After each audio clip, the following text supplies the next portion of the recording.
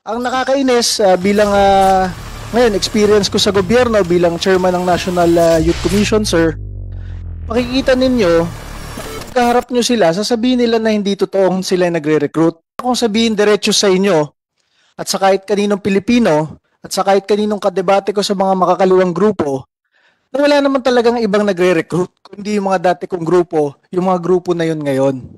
But also as a former member of the League of Filipino Students and Kabataan Party List in UP Los Baños. So wala naman talagang ibang nagre-recruit, kundi yung mga dati kong grupo, yung mga grupo na yun ngayon.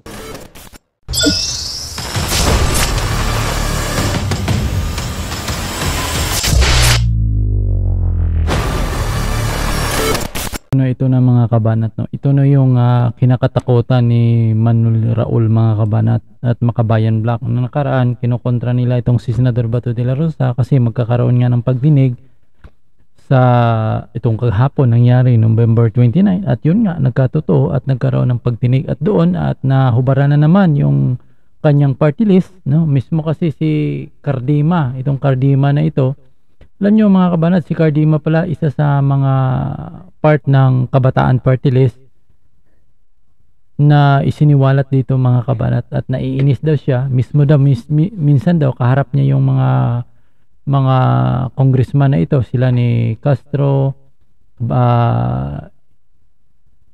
minsan dinidinay mga kabanat, na nakakalungkot daw na napagtakpan yung sa pamamagitan ng pagdidinay. So pero hinubaran niya dito mga kabanat na makikita mo talaga mga kabanat, at mayroon pang bagong recruitment pala nga binibira dito yung NPA at siniwalat din ni Cardima. So ito, panoorin muna natin ito mga kabanat. Medyo mahaba-habang video nito, about 10 minutes ata, kasi itong part na ito ay mismo sa part lamang ni Cardima mga kabanat na nag-join dito sa hearing sa Senado para isiwalat niya. So mag-start tayo mga kabanat. Yeah. Pero dahil nga na-experience ko mismo, meron na ako mismo mga kasamahan, kakilala, kabatch sa League of Filipino Students na patay na sa bundok. At nakikita ko mismo kung paano nararadicalize ang ating mga estudyante ngayon. In a general note, bakit ba natin pinag-aaral ang ating mga kabataan Pilipino? Diba? Ba't ba tayo nagkakaroon ng mga students? Gusto ng mga magulang gumanda yung buhay ng kanilang mga anak, ng kanilang pamilya, at makatulong sa ating bansa. Ito ay parte sa mandato ng National Youth Commission na ang pangalan Youth and Nation Building Act. Ang mga kabataan Pilipino, niyayayaan yung mag-aral at tumulong sa bansa para gumanda ang ating bansa. Ngayon, makikita ninyo sa ibang mga paaralan, nandun yung ibang kabataan, yayayain, ma-radicalize, ma-orient tungkol sa kaliwa. So, i-introduce mo dun sa bata yung pagiging extreme, yung mga ideology na magdadala dun sa bata sa kapahamakan. At pag nakita mo yung potential ng bata bilang isang radical na talaga, sinasama mo sa rally paulit-ulit, pagsasalita laban sa gobyerno, mula sa pagiging radicalized sa extreme na ideas, magiging violent extremist, di ba? From extreme to violent extremist, at makakakyat sa bundok at magiging NPA. Ang hindi naman sinasabi sa ating mga kabataan, pag akyat mo doon, yung mga patungkol sa ideology ay mawawala na. Bakit? Nung hinikayat kang umakyat, ang dami niyong pinagsasabing pagbabago sa ating bansa. Gusto niyong tanggalin lahat ng pagkakamali sa ating bansa. Pero pagdating niyo sa bundok, in reality, ma-realize nyo na kaya nabubuhay ang mga kabataan doon, ang mga NPA doon, dahil nanununog sila ng cell site, nanununog ng mga truck at mga kagamitan ng mga negosyante at ginagamit pagpapaunlad ng iba't ibang kanayunan at ng ating bansa. Doon sa parting yun, mawala na yung ideology. That is plain terrorism. And yung mga kabataan, hindi naman makababa. Nakakarinig tayo ng balita na yung mismong kababaihan na NPA, nagagahasan ng commander nila. Walang magsasabi at makababa dahil natatakot sila. This week, naglabas ng isang promotional video. Ang ito pa, may papanood ko sa inyo mga kabanat. Ito ay galing mismo ito sa Senate hearing. Pinalabas ni Cardima yung ginagawa ngayon ng makakaliwang grupo mga kabanat. So panoorin nyo ito. pay para mag-recruit ng mga kabataan ngayon. With the permission of your honor, Shortcut ko lang kasi maingay ito eh. So hanapin ko lang yung mismong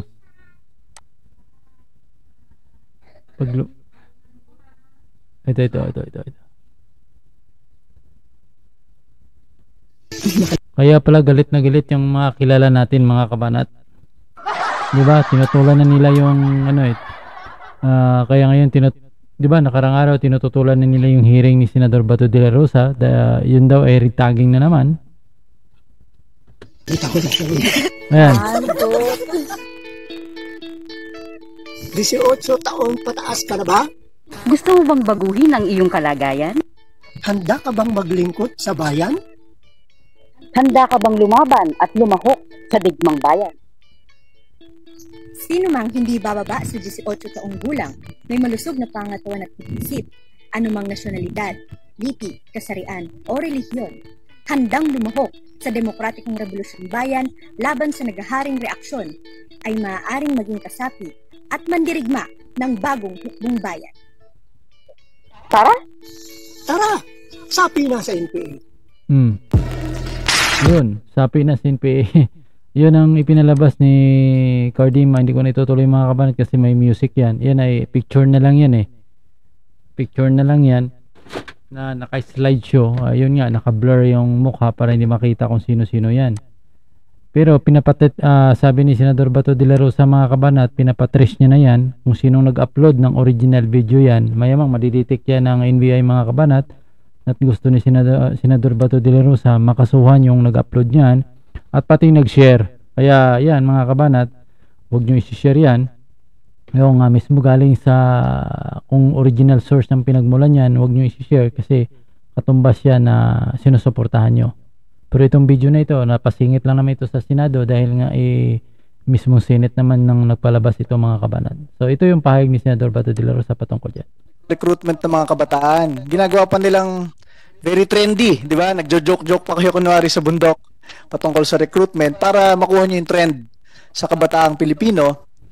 Ang masabi ko dyan, talagang kailangan labanan ng gobyerno yung ganyan. Hindi nagiging pag-asa ng bayan ang ating mga kabataan kung ilalayo mo dun sa batas ng Youth and Nation Building. Yung dinadala mo yung mga kabataan para tumulong sa bansa. At pag hindi tayo nagsalita ngayon, hindi tayo nanindigan, nagpakita lang tayo ng wala tayong pakialam sa mga ganitong klaseng video at recruitment, ipinapasa natin sa susunod na henerasyon ng mga Pilipino etong recruitment na ito. Baka ma-recruit sila nang hindi nila alam na yan na pala ang haki ng kanilang buhay. Isang masabi ko bilang NYC chairman, ang mga kabataan Pilipino at ang mga kabataan in general sa buong mundo, very idealistic lahat. Gustong baguhin ang buhay, gustong baguhin ang pamilya, gustong baguhin ang bansa. Kaya kapag pumasok ka sa college o sa university, minsan malayo ka sa iyong magulang, minsan ma-orient ka ng mga makakaliwa na nagyayaya na baguhin natin ang bansa. Okay naman yon, di ba? In a very idealistic way. Pero when they are introducing modules and orientations na very extreme na ang sinasabi na kailangan paglingkuran ng sambayanan, serve the people by going to the mountains and overthrowing the government and killing our government troops, dun yun na mapapansin na yung extreme ideology dinadala ka sa pagiging violent extremist, di ba? Ang in general naman, ang masasabi natin dyan, so i-skip ko lang konti mga kabanat na mayroon pa akong ipapakita sa inyo, no. Mayroon slideshow din siya dito Familiar naman siguro sa inyo itong si Cardima na pinigilan ito ng ilang mga grupo na makaupo sa Senado Ito sinabi ni Senador Bato de la Rosa din muna. Nakita niyo yung video kanina? You direct your anti-cybercrime group. I-trace yung pinaka-origin nitong video na ito because this is punishable under Section 10 of the Anti-Terrorism Act. Yung recruitment, particularly yung pagpalabas ng mga video na nagre-recruit, nasa Anti-Terrorism Act yan. You direct your anti-cybercrime. Matrace yan nila yung pinaka-origin nito para makasuhan natin. At yung mga nag-share nitong kwan, in the spirit of recruitment na sinishare yung video na yan. Will do, sir. Makasuhan natin. Yeah. Thank you. So yun. So yun. Tapos skip lang ako, papunta ko dito. Yung ipinakita yung mga nasawing mga dating mga kabataan na sumapi. Tapos, ang pinaka-train mga kabana, itong sa huli. Ayun o. Familiar sa inyo ito, si Ilago to. Hindi ko lang alam kung si Ilago ay buhay pa ba? Ba't nakabilog ito? Alam ko buhay pa ito si Ilago eh. Hindi naman niya, congresswoman dati yan eh. So, yan, si anak ni dating congressman din, si Kulamat, na mismo nung panahon niya na congresswoman pa siya, anak bayan niya, ano yan? Ano ba yan? Ano bang ano? Bayan muna, no? Kasi ang bayan muna ata nakakuha ng 2 slot, no? Eh, 2 congressman ang nakaupo. So, yun, anak niya yan, sa panahon ng nanunungkulan ay nabalitaan natin na sawi. So, ito yung last part na pahayag ni Cardima, mga kabanat. Dada, ako yung naiinis. Dito yung nagpapahayag siya, naiinis talaga siya sa sistema ng mga congressman ngayon.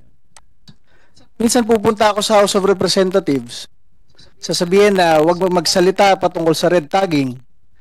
Pero doon sa letratong yon, hindi ko naman ginawa yung letratong yon. Na yung napatay na NPA sa Laguna, leader ng Kabataan Party List sa UP Los Baños, kasama mismo niya sa letrato yung kongresista ng Kabataan Party List. Paano ko naman sasabihin sa sarili ko na red tagging yon kung kakilala mismo nung kinatawan yung NPA na napatay? Kasama mismo niya. Katabi mismo niya sa mga rally sa Laguna. Yung isa pa, ano masasabi ng dating kongresista ng bayan muna na wag silang i-red tag, wag silang i-attach sa NPA? Tapos ang kakalabasan, yung youngest daughter mo pala, yung anak mong babae, NPA, napatay as NPA during your term as congresswoman ng bayan muna. Paano mo ipapamuka sa AFP, sa PNP, sa sambayan ng Pilipino na hindi totoo yung mga letrato, mga facts na yon? Yun yung nakakainis dahil bilang miyembro ng National Youth Commission, kailangan namin ipatupad yung Youth and Nation Building Act, dalhin lahat ng inyong mga anak, apo, pamangkin, lahat na mag-aaral sa pagpapalakas ng ating bansa, suporta sa gobyerno, tutulungan para mapalakas ang ating institusyon, ang ating gobyerno. Tapos, minsan ang kalaban mo mismo sa debate, magtatanggal ng budget sa'yo mismo sa House of Representatives, mismo mga kongresista, nakita naman sa letrato, kahit hindi ko na i-explain sa inyo, related sa CPP-NPA. Lastly, hindi ko isinasabi ito bilang miyembro ng gobyerno, mismong dating NPA na mismong kaalyado, mismong miyembro nitong mga youth organizations na ito, ma-explain po nila ng ayos. Ang masabi ko lang, balik natin konti, para hindi na maipasa ang problemang ito sa susunod na henerasyon ng mga Pilipino. Nandito po ang mga susunod na magsasalita, mga mismong dating NPA na mismong kaalyado, mismong miyembro nitong mga youth organizations na ito, ma-explain po nila ng ayos. Ang masabi ko lang, bakit kapag merong namamatay sa fraternity, every year o every other year, nagkakagulo ang buong bansa at ang ating gobyerno patungkol sa anti-hazing law? Nasa ng listahan ng mga opisyal ng fraternity na yan. Sila ba ay pinatawag ng school administrator? Mas rampant yung patayan sa NPA at recruitment sa kabataan Pilipino Ba't hindi pa panagutin yung mga kolehiyo at universidad na inaalaw ang recruitment sa kanilang paaralan? Diba? Hindi pwedeng sabihin na academic freedom. Being an NPA, being a terrorist, training the youth, recruiting the youth to become a violent extremist, that is not part of academic freedom. Pumapatay na ng kapwa Pilipino yung mga NPA Doon ang galing sa school nyo. Hinayaan nyo lang sa kaka-banner nyo ng academic freedom. Isang example ko, nung nag-aaral ako sa UP, Nasa blackboard mismo namin nakalagay, mabuhay ang bagong hukbong bayan. Wala naman makakomment. Siyempre, ba't ko kukomentan? Teacher namin yon, grade namin yon. Hindi rin magkaalaman kung sino naglalagay nun every twice a week do sa blackboard namin. Mabuhay ang bagong hukbong bayan. Pangalawa, yung aking asawa, si Congresswoman Cardema, anong kami ay nasa UP, bigla na lang nagka-field trip yung klase niya sa UP Diliman. Walang waiver, walang insurance, kahit yung tig 20 pesos na insurance, wala. Bigla na lang nagdatingan yung mga jeep, dinala sila sa Cavite. Ayun, nandun sila pinatulog sa picket lines. Tapos tinetext na lang ako na kinakabahan sila doon dahil nandun ang AFP at PNP. Talaga isinusubo ng ibang profesor, yung mga estudyante, pumunta sa ganung lugar. Pero pag nagkagulo, ang sisisihin na naman gobyerno. Yun ang kalakaran at ibang nangyayari sa ating bansa. Walang pakialam o yung mismong guro ang nagsasama at naghihikayat sa ating mga mag-aaral. Kaya nga po, sa tulong ng hearing na ito, dapat ma-realize natin kung sino mga dapat managot. Yung school administrator ba? Yung mga recruiter ba ng mga estudyante, kapwa estudyante? At kung ano bang dapat gawin natin ngayon bilang isang law-abiding society para matigil na ito at hindi na po maipasa ang recruitment papuntang NPA sa susunod na henerasyon ng mga kabataan Pilipino. Maraming salamat po, Your Honor. So yun mga kabanat, maganda yung pahayag ni Cardema mga kabanat. At grabe, 100% agree ako dito at napakaganda yung punto niya. Totoo naman tayo, dapat managot talaga yung mga profesor. Kasi hindi ako naniwala na walang kasabwat dyan ng mga teacher, profesor. Lalo na sa pahayag niya na mismo sa blackboard ay nakasulat doon yung pangalang Digmang Bayan. Na alam naman natin kung kaninong word ang ginagamit yun. Ibig sabihin talagang nasa loob na ng paaralan, grabe. At mismo yung mga teacher mismo ay sila yung may parang nagkukunwaring teacher lang para magamit yung mga estudyante. Yun ay nakakatakot mga kabanat. So gusto ko mapanood mo ng comment ni Senador Bato de la Rosa kung ano na comment niya dito sa pahayag ni Cardema. Hanap ng mga parents, yun na, lumabas sa kongreso. Present pa ng mga congressman. Alam niyo, matagal na rin nagkaroon ng hearing ito sa panahon pa ni President Duterte pero hindi ko lang alam mga bakit walang resulta. Kasama rin ito si Senador Bato de la Rosa No? Matagal na ito nagkaroon ng hearing. Hindi ako magkakamali, mga 2018, 2019 nagkaroon ng hearing mga kabanat Pero bakit walang resulta? At minsan nakakainis itong Senado, Kongreso, hearing ng hearing, wala naman talagang nasusolve na kaso Purong palaki, masasabi mo parang nagpapalaki lang ng itlog. Diba? Kaya sinasabi nila, boses sila ng bayan. Hindi ako naniniwala mga kabanat. Pera lang hinahabol ng mga congressman na yan. Hindi talaga nagsaserve yun sa taong bayan Mga senador, hindi yan nagsaserve sa taong bayan talaga. Talagang imagine mo, gumagastos yan ng malaking halaga para makamanalo lang. Minsan, pumapatay ng tao yan. Kung makakalaban nila, minsan, mga desperado ba, no? May mili pa ng buto yan. Talagang, at saka kung talagang desidido sila, 2019 ata, 2018, nagkaroon ng hearing na ito Wala pang pandemya nun. Nagkaroon na ng hearing patungkol dito sa mga kaliwang grupo.